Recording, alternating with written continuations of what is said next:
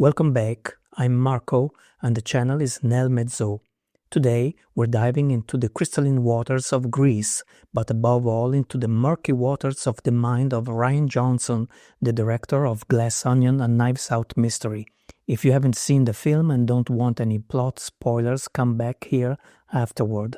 I recommend watching it because it's a truly worthwhile and entertaining work of pop art. I'll include the platforms where you can find it in the description. The element of surprise is crucial to enjoying this film. It's a classic wood unit thriller contaminated with bizarre elements of the 1976 classic murder mystery, so Glass Onion. This film is constructed exactly like the object that gives it its title, like an onion, due to the many layers, the many veils that conceal or reveal the plot, or that repeat the same plot. A transparent veil, one layer over the other, overlapping and interfering with one another. And then the entire film is dominated by glass and similar concepts like ice, and above all, transparency in general. So today, I want to dismantle this onion layer by layer, and then we'll talk about the musical and non-musical Easter eggs that dot it. We'll talk about the recurring concepts of transparency and glass in the film, and we'll talk about how the director ultimately teases us throughout the film, just like John Lennon did to his fans in the song Glass Onion. So let's start with the title Glass Onion. Glass Onion isn't just a cool name for a bar or a glass dome, it's a statement of intent. The Beatles' song Glass Onion from the White Album was written by John Lennon for a specific purpose, to poke fun at fans who desperately searched for hidden meanings and conspiracies in his lyrics. Lennon purposely inserted confusing references and false clues into the song, like the famous line, "The walrus was Paul," and this was just to confuse these nosy, know-it-all fans. Rian Johnson, the director of Glass Onion, plays the same trick. The film is full of layers, but as Benoit Blanc, the detective called in to solve the mystery, says, despite the peeling up of layers, the core is clearly visible. There's a level of quotation in the film that almost seems like a game in itself. A Chinese box puzzle.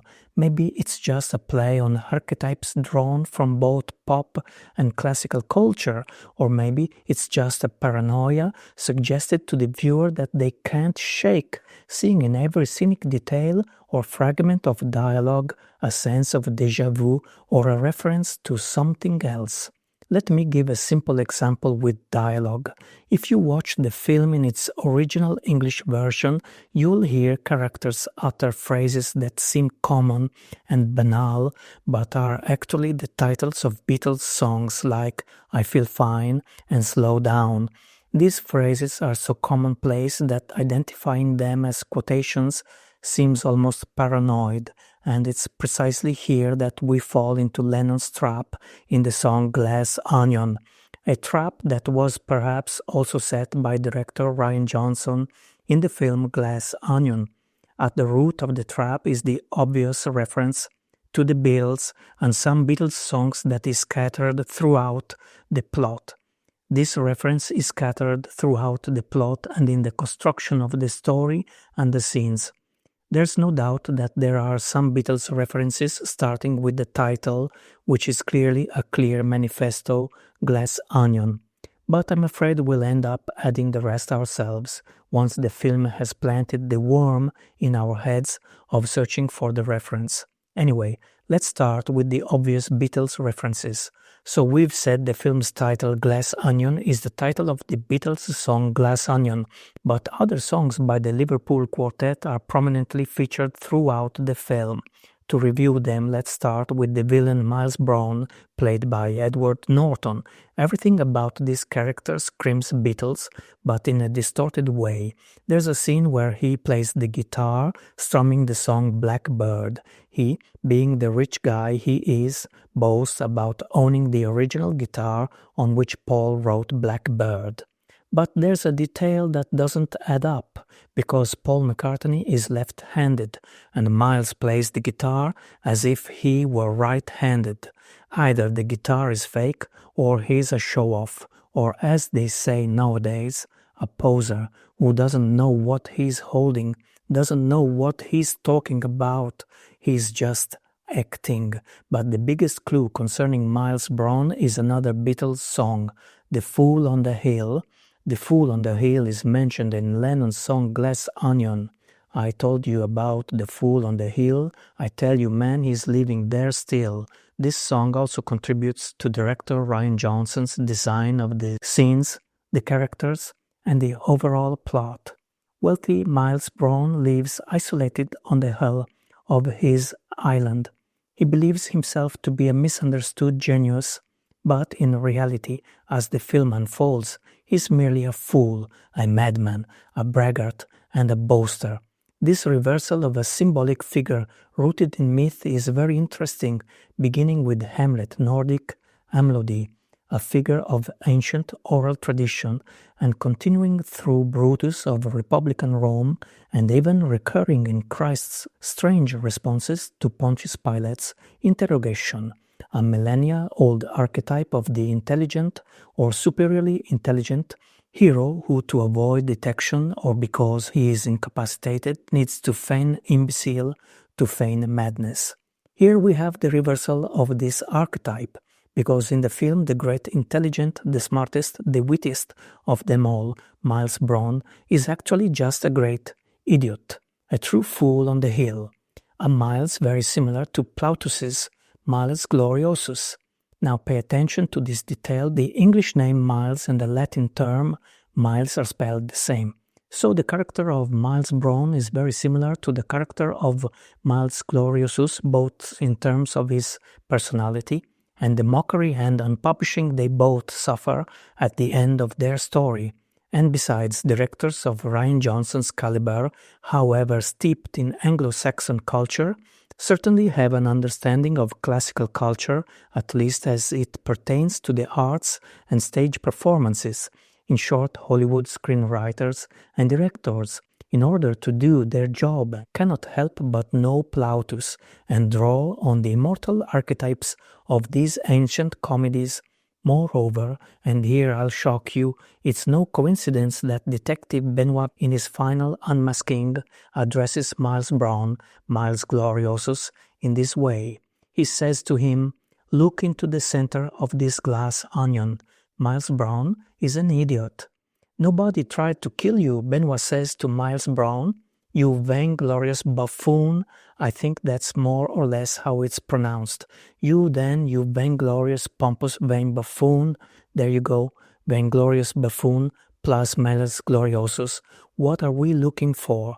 So I take it for granted that director Rian Johnson wants to show himself indebted to Plautus, and this is confirmed by the use of another seminal, immortal, Plautian archetype, that of the twins, the Menechmi. Isn't it true that the plot of the story is based on the exchange of persons between two twins, the sisters Cassandra and Helen Brand? At this point, as a logical consequence, I could hypothesize with my eyes closed that the film also contains traces of Greek comedies and tragedies, given that Plautus was indebted to Greek comedies, and given that the main plot takes place on a Greek island, and the entire house of the wealthy Miles is decorated and dotted with architectural elements of classical Greece, even featuring a classic mask typical of Greek theatre. Certainly, the name Cassandra, the character avenged in the film, is already a clue, as it is a Greek name meaning she who prevails over man, and corresponds to a very famous character from the Iliad and Greek myths. Likewise, the name of her sister Helen is Greek, meaning torches, light, beauty in ancient Greek. Helen, who we know plays a fundamental role in Greek myths and the Iliad. In the myths and in the Iliad, Cassandra had the gift of foreseeing the future, of having vision, and this characteristic of a gift that was unfortunately cursed, because Cassandra was destined not to receive the credit for this vision of the future and was destined to be disbelieved, to be exposed as a liar by her own compatriots. This is the case in the Iliad, and this is the case in the film with the character of Cassandra. And the same can be said for Helen, who in the Iliad is the beauty that gives rise to immense destruction, and who in the film is the beauty that destroys everything to avenge her sister.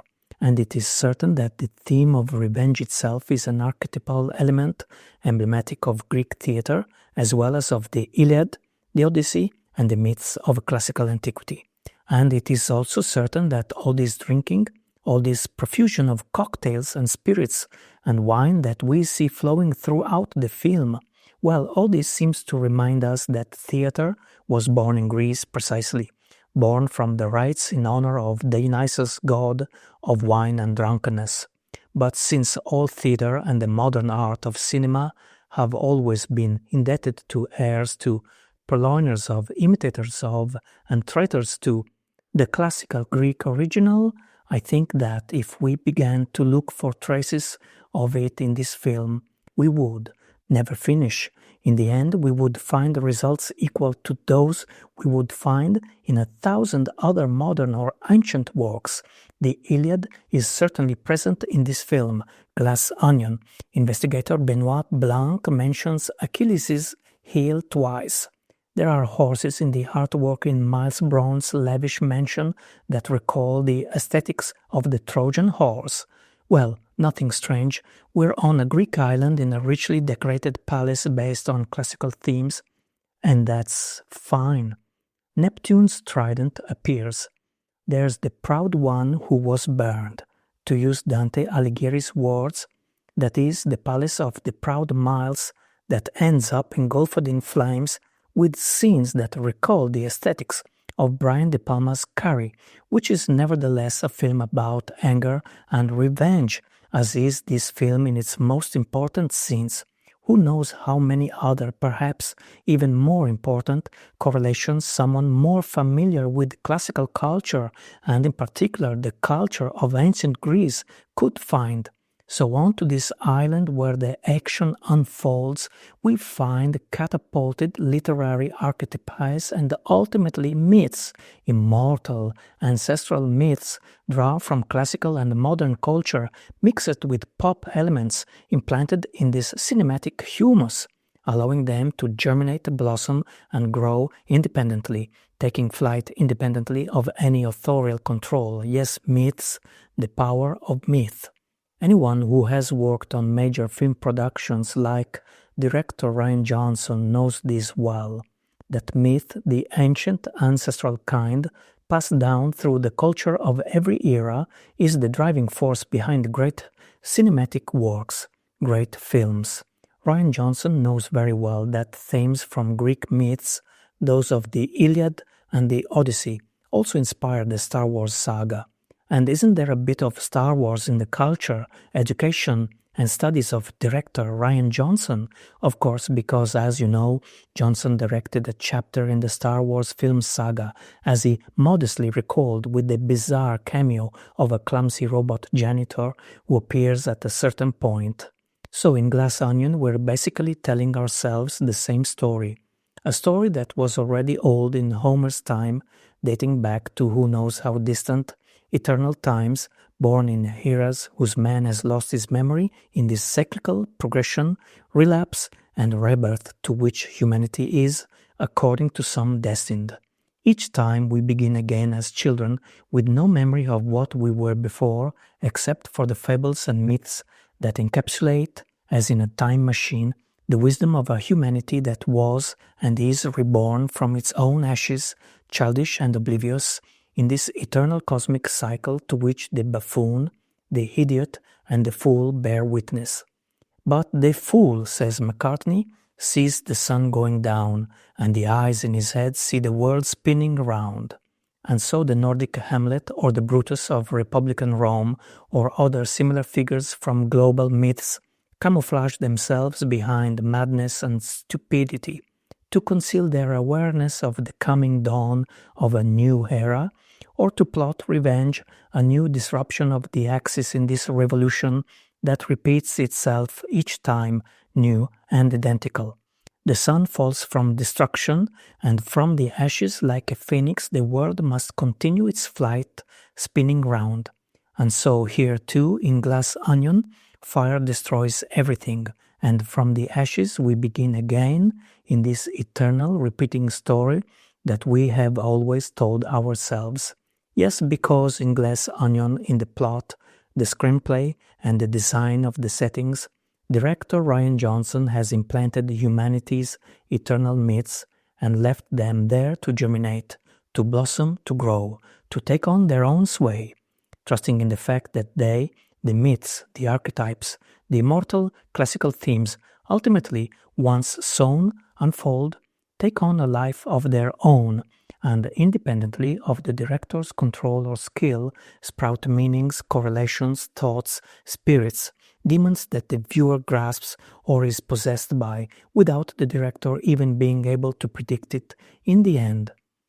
Creating the effect Lennon mocked in the song Glass Onion, where, as we have already said, Lennon mocked Beatles fans who found hidden meanings in their songs, meanings the Beatles never dreamed of inserting into their songs, especially when the lyrics were the product of mere chance or childish play. So let's slow down and stop these flights of fancy which, I repeat, are due to the life force of myths, and which Rian Johnson scatters here and there like seeds in tilled soil. And it's clear that these then come to life and take on more unpredictable forms in a completely autonomous and uncontrolled manner.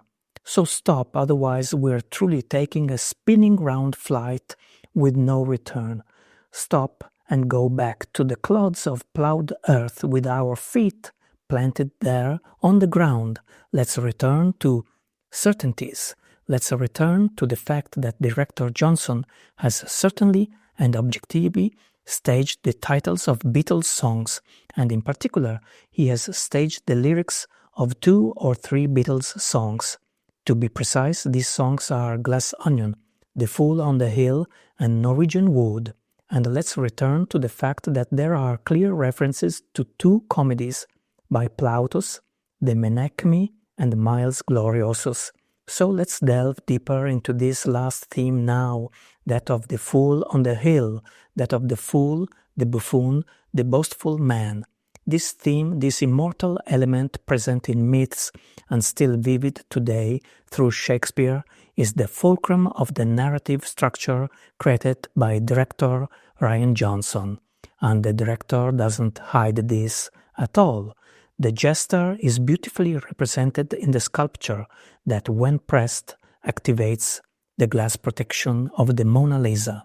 Here we see the Joker, the jester, on the hill, and the 2 animals next to him are, in my opinion, references to Paul McCartney, Martha the dog, and the Blackbird, both related to songs recorded on the same LP as Glass Onion, the White Album. Another reference to McCartney is that antique trumpet under the bird, because McCartney played the trumpet, and the trumpet was the first musical instrument he owned, a gift from his father. And as for the presence of the Beatles and their songs in this film, Glass Onion doesn't end there, because I noticed some coincidences in some specific points of the dialogue. You should know that at the end, everything goes up in flames. There's this hellish scene, creating a contrast between the ice-like transparency of the glass and the heat of the fire. In any case, the ending is dominated by flames and fire. Well, right at the beginning of the film, there's a dialogue in which the beautiful and bored Birdie J, played by Kate Hudson, speaking of her assistant Peg, says, "Peg's putting out a fire." And this struck 2 sparks in me. The first, David Bowie, who in the song Cat People shouts, "putting out the fire with gasoline." Okay, but we see Bowie later. The second spark is entirely Beatles-esque and concerns the continuation of the dialogue. So we said that Kate Hudson, Birdie J, says Peg's putting out a fire, we were saying, and then she'll be back. And here the Beatles song I'll Be Back comes to mind, and the people on the phone ask Birdie, another fire Birdie, what would you say this time? And here our thoughts turn to the Beatles' Norwegian Wood. In the lyrics of that song, whose second title is This Bird Has Flown, the protagonist says, and when I awoke I was alone. This bird had flown, so I lit a fire. So I lit a fire right after saying, this bird has flown. So what's the name of this character played by Kate Hudson? Her name is Birdie, Birdie J. Birdie like this bird has flown. Birdie J, and that J itself also recalls another Beatles song, Blue Jay Way, contemporary with The Fool on the Hill. And then if we go back to the dialogue we were talking about, we see that in this scene where the interlocutors talk to Birdie about the fire, she is in a position that seems to reflect another passage from the lyrics of the song Norwegian Wood, This Bird Has Flown. The passage where Lennon sings, I sat on a rug biding my time, drinking her wine, and indeed, in this scene, Birdie J is sitting on the floor with a cocktail in her hand. Also in Norwegian Wood, Lennon sings, I told her I didn't, and crawled off to sleep in the bath. Lennon is singing about him crawling to the bathroom and going to sleep there. And so how can we not think of this scene with Benoit Blanc, who spends a few days in the bathtub without moving from it, and therefore you can imagine also sleeping there. Oh, by the way, Benoit brings the Face magazine into one scene of the film. Birdie's character says to everyone, look, look. So you could say that his interlocutors at that point, once they'd looked, could say, as in the title of the Beatles song, I've just seen a face, I just saw a face, the face, this magazine. I realized that faced with more obvious clues, these minimal connections may simply be coincidental and the result of the paranoia instilled in the poor viewer. That's why, you see, it's a frenzy of connections, perhaps coincidental, perhaps not. But that's the game. And as for other Beatles songs that come to mind when watching the film, I also think of the song Happiness is a Warm Gun, also from the White Album, which seems to be the hook for the unmotivated scene of Duke emerging from the pool and firing into the air to express his feeling of well-being. Happiness is a warm gun, bang bang, shoot shoot. And finally, I think of the fact that the hot sauce running hot chili pepper with that banal term pepper ultimately reminds me banally of the Beatles' Sgt. Pepper. So much so that in the end I almost convinced myself that the Beatles songbook is scattered throughout the film in even subliminal details of a few frames, and that there are so many of these references it almost becomes a treasure hunt. Always with the underlying doubt that the link, the connection, the reference to a Beatles song is not intentional, or is intentional, or is coincidental, or not, or is simply the result of a paranoia induced by the director.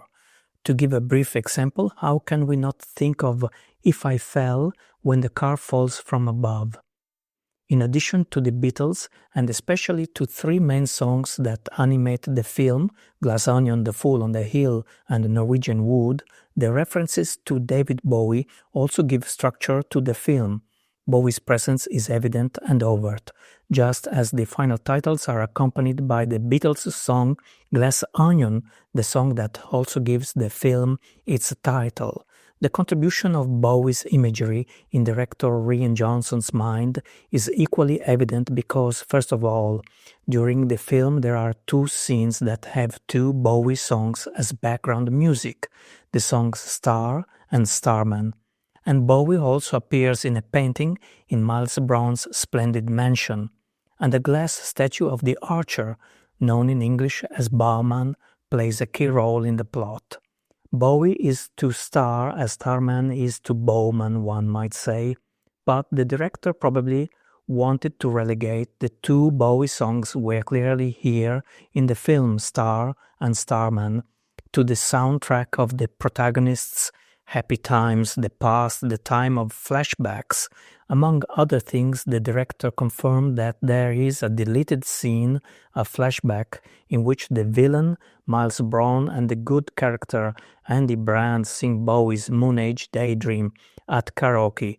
So when a Bowie song is heard in the film, a scene from the protagonist's past, their happy times, is being projected. But as I already said with the Beatles, the undeniable presence of Bowie's songs in this case triggers the poor viewer's unconscious and unwitting search for Bowie-esque clues throughout the film. And you're spoiled for choice because there are so many of these clues and they're connected to the present, namely to the dissolution of the protagonist's bonds, the unveiling of lies, death, and the real destruction of everything. So let's start with the most obvious clue. First, we have the character of Duke Cody, played by Dave Bautista.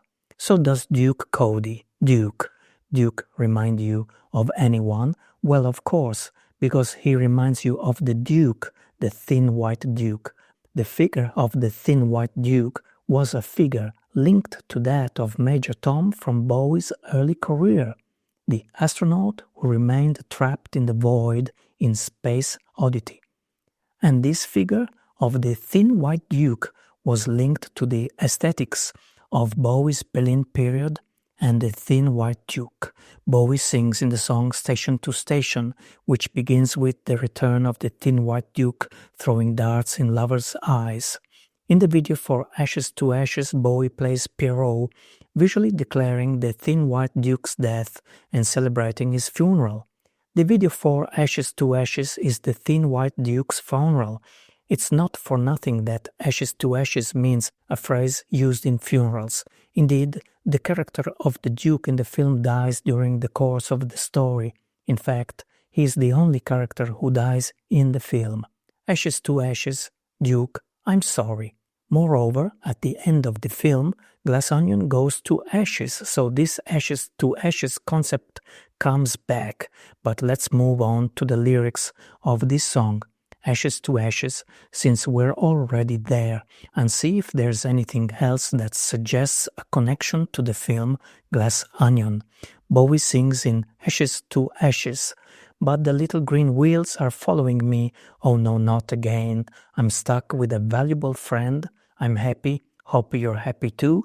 One flash of light, but no smoking pistol.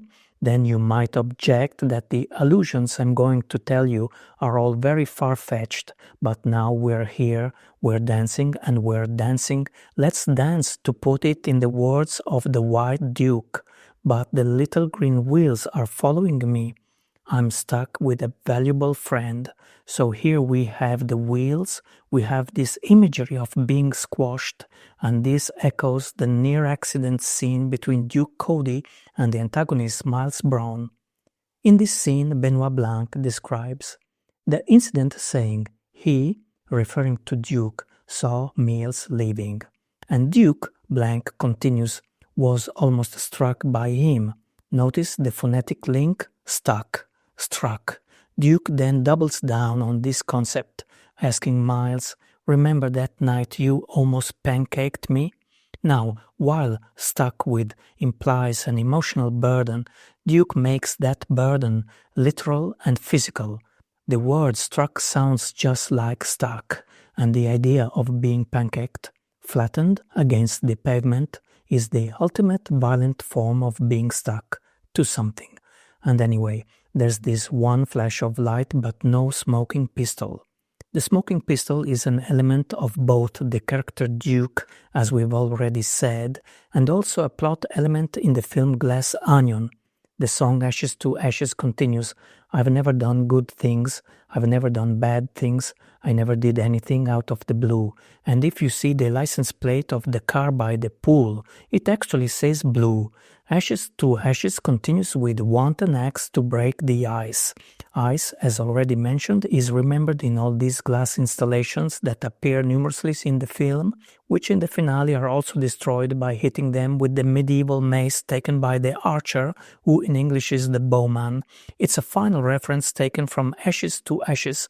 Bowie sings, "Ashes to ashes, funk to funky. We know Major Tom's a junkie, strung out in heaven's high, hitting an all-time low. So listen out for strung out in heaven's high, so immersed in the exhilaration of paradise, hitting an all-time low, reaching the lowest point ever." So, okay, of course, in this line Bowie is a bit reminiscent of Lucifer's fall because, immersed in the exhilaration of paradise, he plummets to the lowest point, and in fact, in Dante's Inferno, the lowest point is when Lucifer is imprisoned in ice. Okay, anyway, now let's look at the literal aspect, the play on words. Strung out in heaven's high, immersed in the exhilaration of paradise, hitting an all-time low, reaching the lowest point ever. So, in my opinion, heaven, paradise, and low humiliation come together in this scene where, on the one hand, the Duke is deeply embittered, he goes really low, hitting an all-time low, then seeing his girlfriend Whiskey embraced by Miles Bron. And on the other hand, we have these two, whose pose and setting remind us the art installation Made in Heaven by Jeff Koons, featuring Koons himself with Cicciolina. So strung out in heaven's high, hitting an all-time low. Moreover, those two seem to be in a real "why don't we do it in the road" scenario, meaning why not do it right here in plain sight? Nobody's watching us.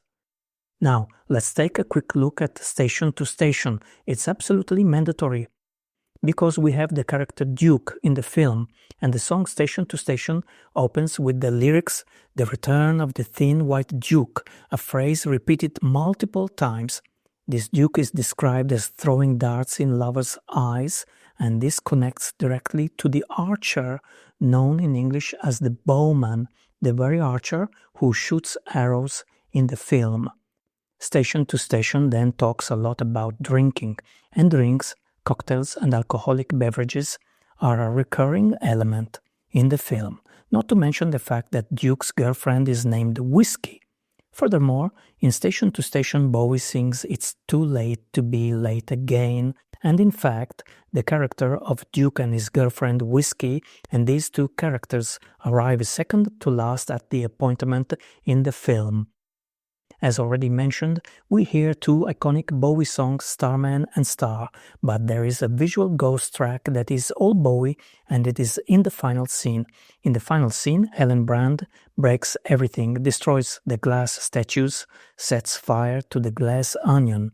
And visually, that scene is a very powerful reference to Bowie's song Breaking Glass, even if we don't hear it. The lyrics of this song say, "Baby, I've been breaking glass in your room again. Listen, don't look at the carpet." That's literally what happens on the screen. Broken glass and sonic "listen" indeed. And then, don't look at the carpet.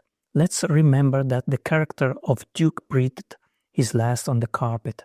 And then, since we have now entered in the midst of paranoia, I'll mention that in 1987, Bowie went on a successful world tour, the Glass Spider Tour, which also included Rome. I mentioned the glass statue of the archer, known as Bowman, which features prominently in two scenes in the film. The archer's presence is also linked to Jeremy Renner's indirect presence in the film, via Easter eggs based on his hot sauce, Jeremy Renner's hot sauce.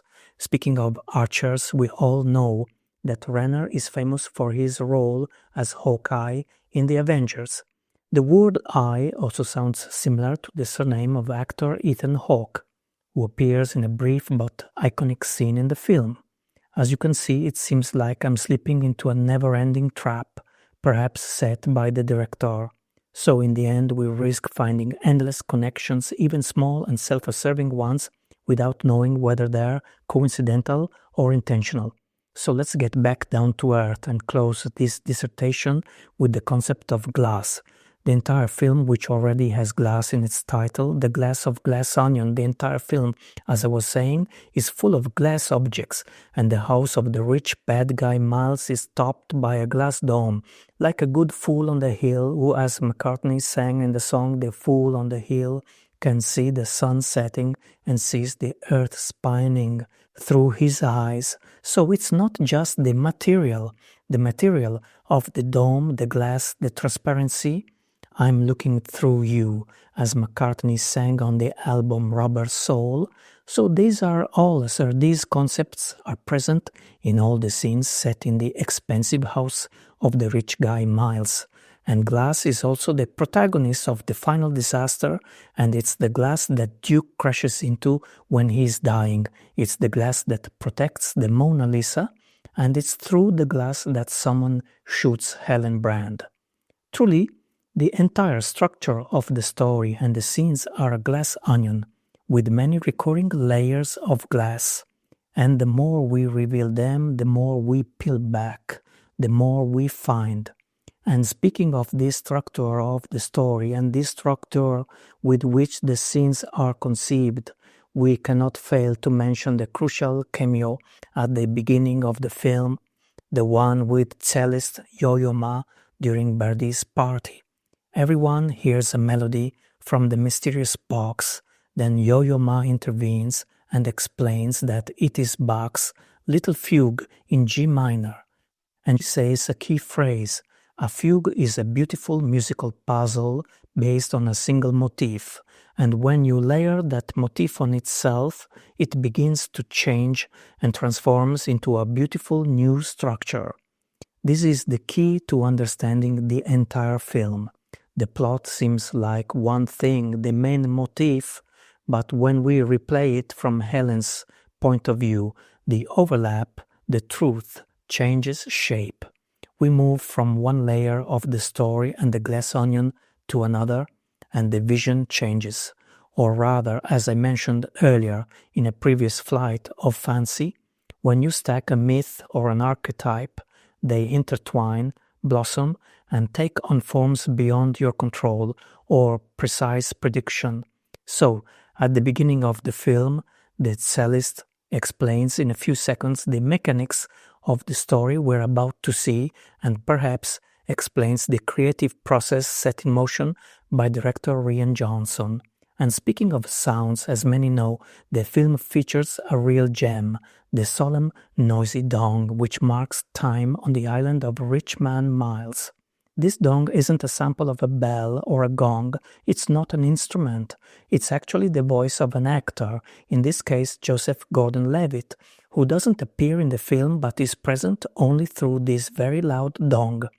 In reality, it was supposed to be a gong, but this dong came out by mistake, and the director preferred to keep this mistaken dong because he thought it was funny and didn't want to cut it. So we have this cameo that many are aware of.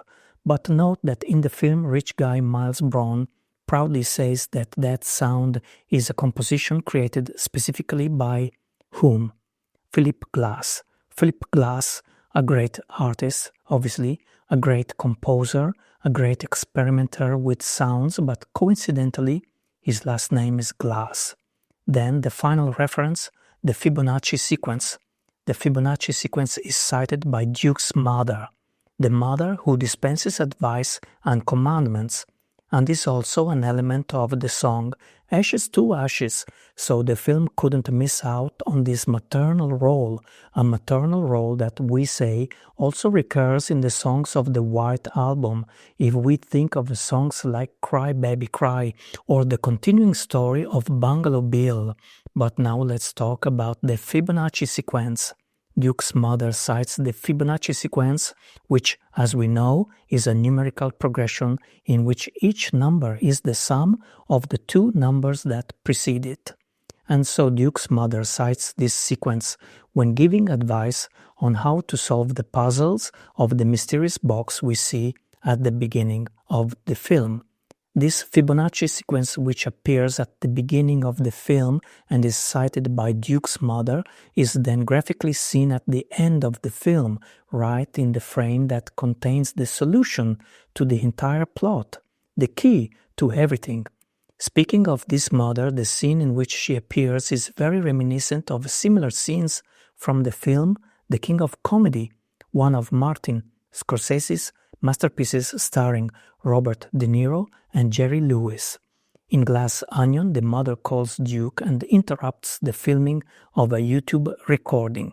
In King of Comedy, the mother calls Rupert Pupkin, the character played by De Niro, and also interrupts a filming, although in this case what was being filmed wasn't a real video but a daydream, a film playing inside the protagonist's mind.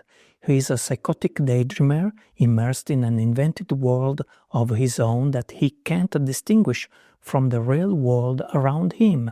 In short, another idiot, to put it bluntly. And now we end with the elephant in the room, the Mona Lisa. Here, yet another boast of ephemeral glory from Miles Gloriosus, Miles Bron. Yet another boast that miserably, comically, tragically, grotesquely ends up in ashes, to another ashes, to ashes, showing everyone who this. Miles Bron is not a Da Vinci, but a Mr. Bean. So does the Mona Lisa remind you of anything Beatles-esque? Obviously Lady Madonna, considering that Madonna and Mona are the same word. This literal etymological connection, like the play on words in Miles Gloriosus, cannot be grasped by English speakers. Mona, in ancient Italian Mona, is the contraction of Madonna, which in turn derives from the Latin Mea Domina, meaning my lady. Lisa is the woman's name, Lisa Gherardini, and so Mona Lisa means Madame Lisa, in English literally Lady Lisa or Madame Lisa. When Paul McCartney writes Lady Madonna, he is using a title that hides a linguistic error, because Madonna already means my lady. The title of the song Lady Madonna is technically a tautology, a repetition of the concept. It's as if he were saying, Lady my lady, or Mrs., and so we have an Easter egg that many critics have missed, but which is perfectly consistent with the structure of the film and its entanglement around the song Glass Onion, which appears on the White Album like Lady Madonna and Blackbird, and which mentions Lady Madonna in one verse of the song. In fact, Lennon sings in Glass Onion, Lady Madonna trying to make ends meet. So the connection is circular, it's perfect. The film is called Glass Onion. The song Glass Onion explicitly mentions Lady Madonna. In the film, instead of using the song Lady Madonna, director Rian Johnson visually places Lisa in the spotlight, who, as we've said, is the quintessential Lady Madonna. It's a Chinese box game typical of the film. So the reference is there, but it's hidden, it's in plain sight in the form of a painting, just like the solution to the mystery.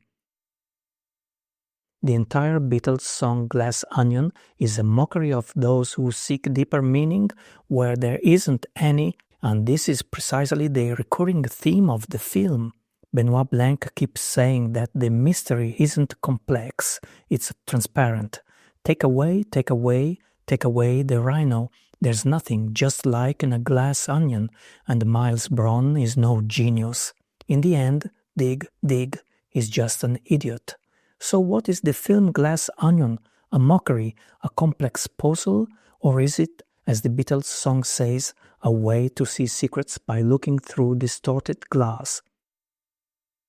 And perhaps the truth is simply that we tend to find genius where ultimately there's only superficial vanity.